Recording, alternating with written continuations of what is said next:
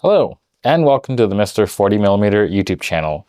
I'm here to spread the good word from our king of color science, Canon.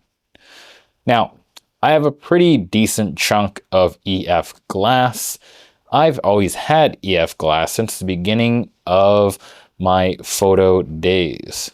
It's changed over the years, but I've always had something. Now, I've known about the EF 40mm f2.8 for some time, but for some reason, I never really picked one up.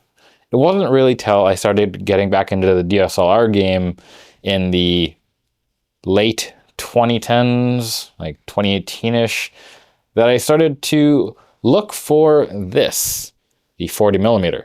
And when I got it, it made me realize what I was missing. But before we get into that, I again want to plug my brother's YouTube channel. He is Chang of Fools. There'll be a link to him in the description below and a card somewhere around here. With that, let's see what I'm talking about.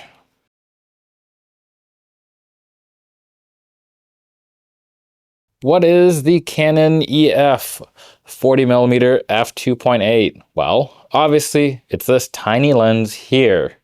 It's a Pancake lens. Delicious. It was announced in June of 2012, so it's pretty new for an EF lens.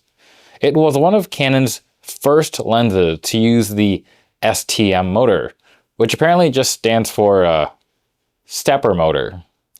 Nice. The lens features a 6-element lens assembly in 4 groups.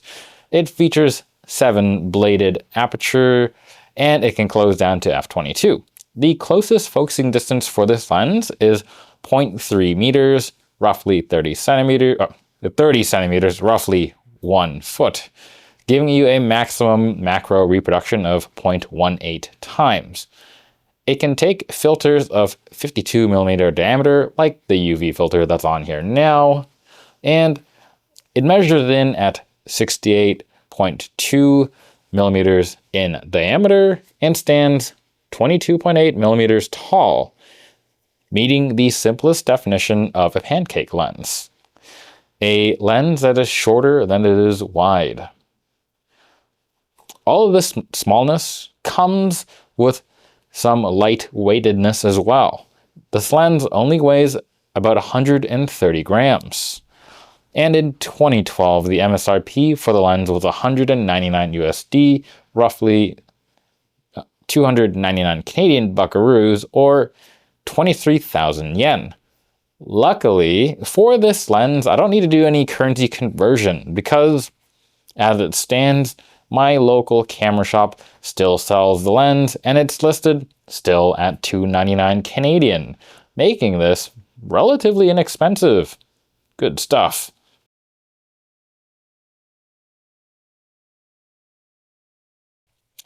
Operation and feel. We'll start by going over how this lens handles. Being as stubby as it is, you obviously don't got space for buttons, controls, control rings. As a result, really, you only have this here for control. It is the AF/MF toggle, and you have this ring up here, which can only be described as technically a focusing ring. It's textured a bit at the front, and you can generally grip it, but it's not the greatest thing in the world. But it doesn't actually matter that much, since we'll probably be using it most of the times with autofocus, working out that stepper motor. However, if you do want to venture into manual focus land, be prepared. This is a fly-by-wire type of manual focusing system. Not my favorite. Otherwise, when it comes to Canon construction, it is very much like a modern Canon lens. It's got relatively tough plastics on the outside. The mount is of the metal variety, which is always nice to see on more budgety lenses. And the lens itself has a reasonable amount of density. It isn't as dense as the Brighton Star Pancake, but it's not quite feather weighty as the Viltrox chip. Overall, it's a reasonably good feeling lens. And it's about what you'd expect for a budget lens. There are no frills, but it's not cheap feeling. One other thing I should point out though is that this lens doesn't feature any weather sealing, so no swims, right?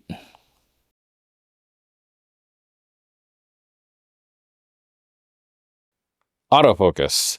The STM on the lens means that it performs pretty well for a lens of the DSLR era. It's not the fastest lens, but it isn't slow by any means. It's even pretty dang quiet compared to, again, DSLR lenses of the time, but even compared to some modern lenses. The Pancake lens, that is the 40mm, isn't the loudest lens. In fact, I'd say it's quite not loud.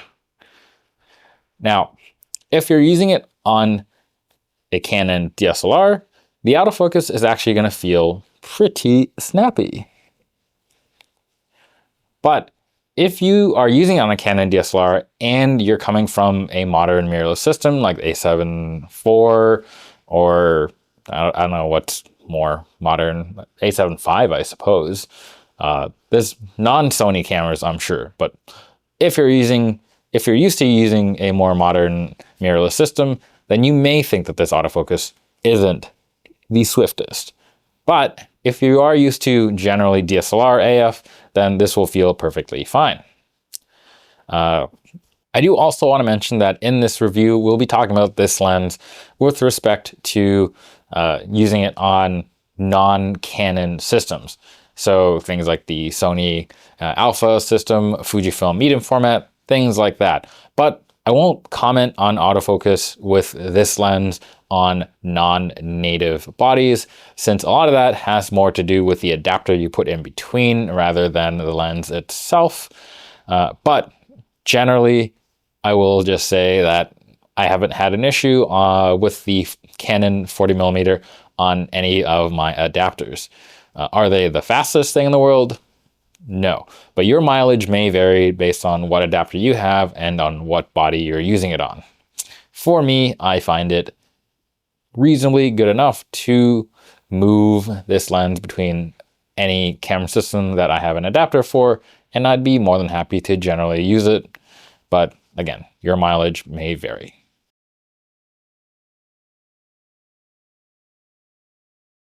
Using the 40mm on native Canon DSLRs, like this one, the 5DSR, I actually use this lens a ridiculous amount, especially when I'm packing a DSLR and I want to pack it in a comfortable sling bag. One thing that I'm kind of getting used to now that a lot of things are going towards mirrorless is that most newer bags don't accommodate a big DSLR as well as older bags. So it's nice when I can just chunk the 40mm on and drop it in a bag, and it still feels relatively comfortable. My bag just isn't swelling up and or bulging in weird spots. My bag is totally fine. So it's nice on DSLR to keep the size down, especially since the other lenses I have do tend to be fairly large, and when I do pack those, my bag does bulge. For example, if I pack the 5D4 and the 85mm 1.2, my bag bulges. And it really reduces the portability of the systems on the bags that I have today. And again, with the 40mm f2.8, packing any DSLR is a relative breeze. And it's one of my favorite reasons for packing this lens, especially on casual outings. I can just toss it in the bag, and if I don't know what I'm shooting, 40mm tends to be a fairly nice focal length that I like. And I don't mind using it on crop sensors either, so I'll pack the 40mm Pancake on anything from the Canon D60 to the 5DSR. And when it comes to autofocusing with the native Canon bodies, obviously it is reliable, and it feels very normal. Additionally, on cameras that do support the dual pixel AF, in video mode tracking, I find is relatively solid with this lens. And again, pretty quiet. Let's actually test that quietness now. All right, I'm gonna just bring the camera close to the mic, and we're just gonna get it to rack. I don't know if you actually hear anything. We'll see in the edit.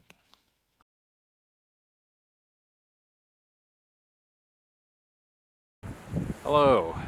So, just to explain the setup, we're set up right now with the Canon 5D4 shooting in 4K with dual pixel AF.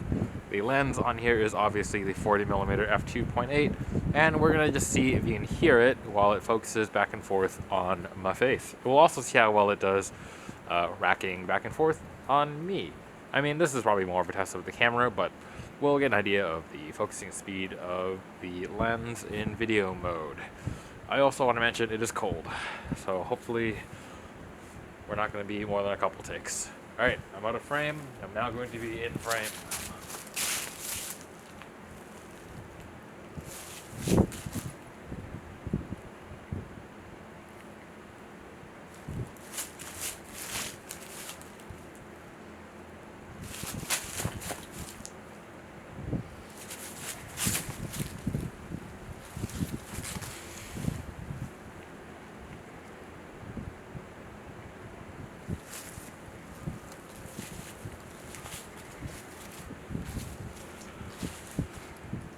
Alright, that concludes the test.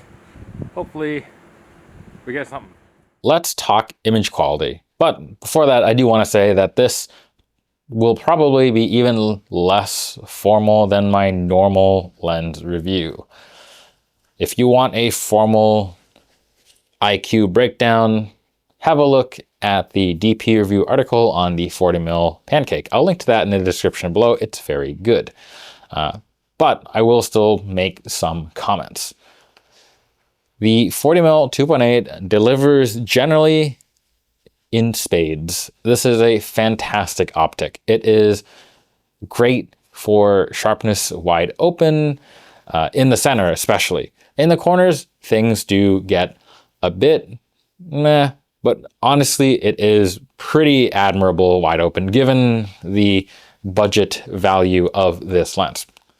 But for best results, stop the lens down to 4 or 5.6, and everything is going to be just so sharp that it generally hurts. And this is of course on full frame. On crop, I think, to me, this is good across the frame at all apertures. When it comes to vignetting, yes, this lens does vignette. Again, especially noticeable on full frame. But the vignetting is a fairly broad pattern, and I personally would rather just lean into it. But if you want to get rid of it, again, stop down, and again, by 4 to 5.6-ish, it will really be not noticeable. And then you can further eliminate that by using built-in lens profiles if that does bother you. When it comes to background blur and the quality of said blur, bokeh if you will, the lens does make you work a little bit for it, being a little wide 40mm and a little not so open f2.8. It does not scream cream. But if you do go close and you do go wide open, it'll do. It'll do background blur all right. I think it is actually pretty good. It's, to me, pretty smooth, it's not very distracting, and it's aided by the ability to get quite close. 0.3 meters, as I said. Pretty good.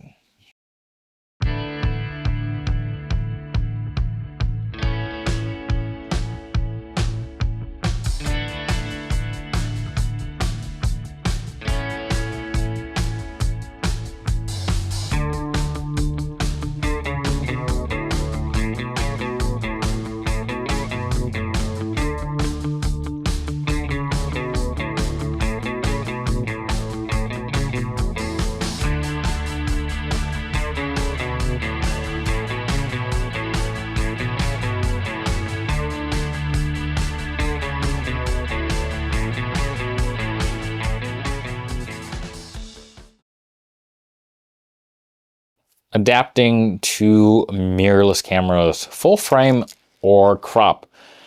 So yeah, this lens becomes significantly less pancakey if you adapt it to a full frame or crop censored camera. In fact, I think if you look at it, this would fail the definition of a pancake lens. I think it is now taller than it is wide. Yeah, so the tube does take away from the cake's slimness, but optical qualities still remain. So if you do want to put it on a mirrorless camera, as long as you don't mind, it is going to feel wider just because the distance from the sensor to the lens has to be the same as the EF mount.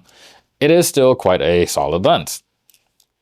That being said, I do really find myself ignoring the Pancake when I take out any mirrorless cameras.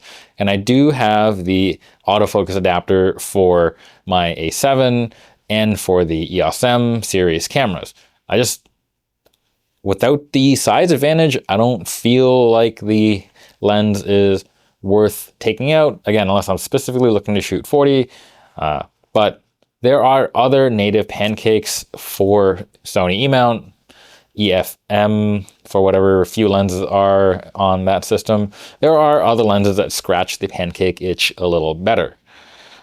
But that being said, the option to adapt EF glass across basically every spectrum of the mirrorless world does kind of exist, and it is a valid option. If you already have the 40mm Pancake and say you're getting into a mirrorless system and you're considering buying an EF autofocus adapter, there are worse lenses that you can stab on there.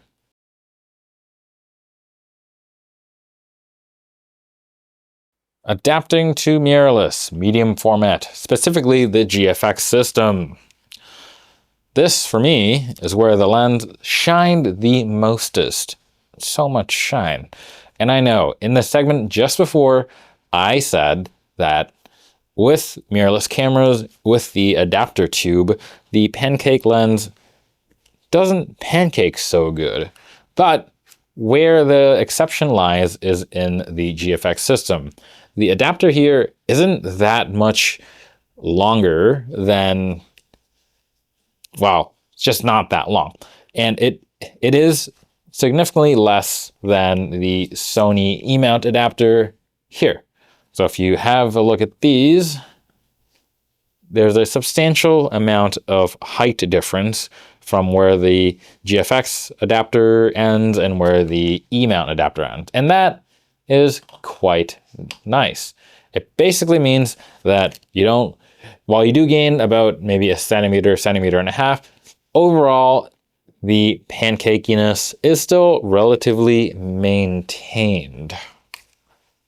Look at that.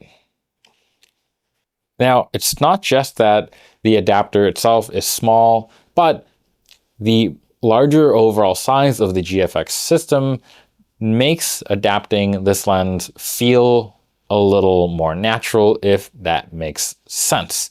It kind of just makes it feel like it's going on a very moderately sized DSLR, as if it were just going to fit on a Canon DSLR, even though it really isn't.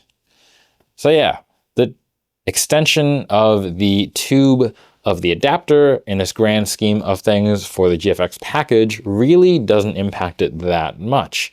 And it, to me, helped the GFX system feel smaller. It just made it feel like I was packing a full frame DSLR as opposed to a medium format camera. On top of that, the icing on the cake is that the 40mm f2.8 Pancake, despite being a pretty budgety lens, fully covers the GFX sensor, that 44 by 33mm sensor that is bigger than full frame. And I know, it ain't news. Lots of other people have covered this, but it was still shocking to me when I put it on the GFX for the first time. Especially, again, since this was a Pancake lens made for DSLRs, made for a budget. Yet, the image circle happens to happily stretch over this bigly big sensor. Is it perfect? No. Vignetting is more severe, but that's expected.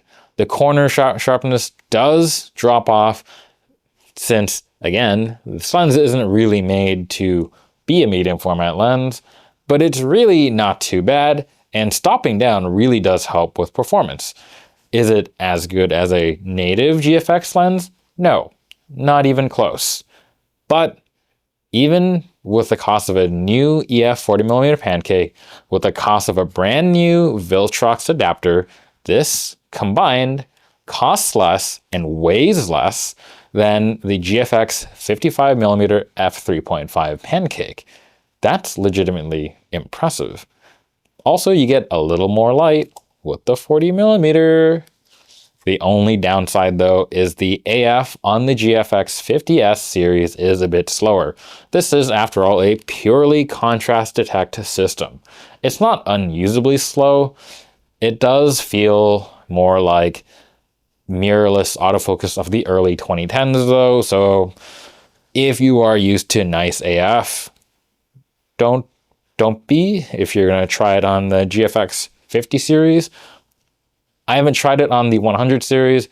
They have phase detect AF points on sensor, and apparently it is quite good. I don't know because I don't have one of those. If someone wants to send me one, do it. I'll try it. Otherwise, I can only make the assumptions for that camera.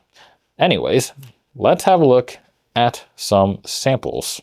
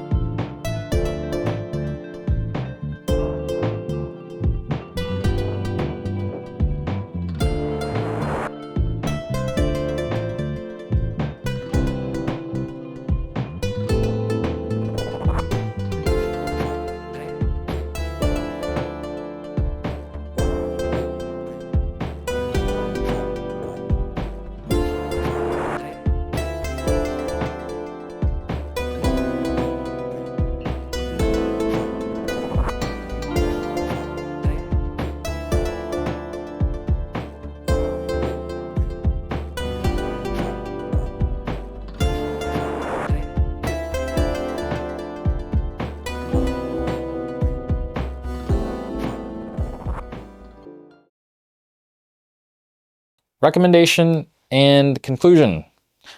Yeah. If you shoot Canon DSLR, very much so recommend. If you shoot GFX and just want to play with EF glass, absolutely. This is all good stuff, and even better is that used copies of this lens are basically free. Not free, but between 80 and 120 USD on the interweb. However, these lenses are prolific, and I bought mine locally for around 55 USD, 75 Canadian buckaroos. So if you look around just a little bit, I'm sure you too can have one for a steal of a deal. But if you're not into the used market, I've seen that these things go on sale, at least at my local camera shop, for around 150 US dollar dues. And yeah, it's quite rare to see lenses that cheap anymore, especially first party ones. So this is a refreshing piece of kit. The lens is just so small and it packs such a ridiculous punch image quality wise. It's really, really hard not to suggest it. I know the 50mm 1.8 STM can be had cheaper, new. And if you're patient, you can get basically the older variants of the 51.8, the non-STM one, basically free. I've literally bought one for 20 Canadian dollars. But for me, I am generally willing to sacrifice the brighter aperture of the 50mm for the compactness of this 40mm Pancake. And depending on how you shoot, that little bit of extra wideness might be beneficial to you too.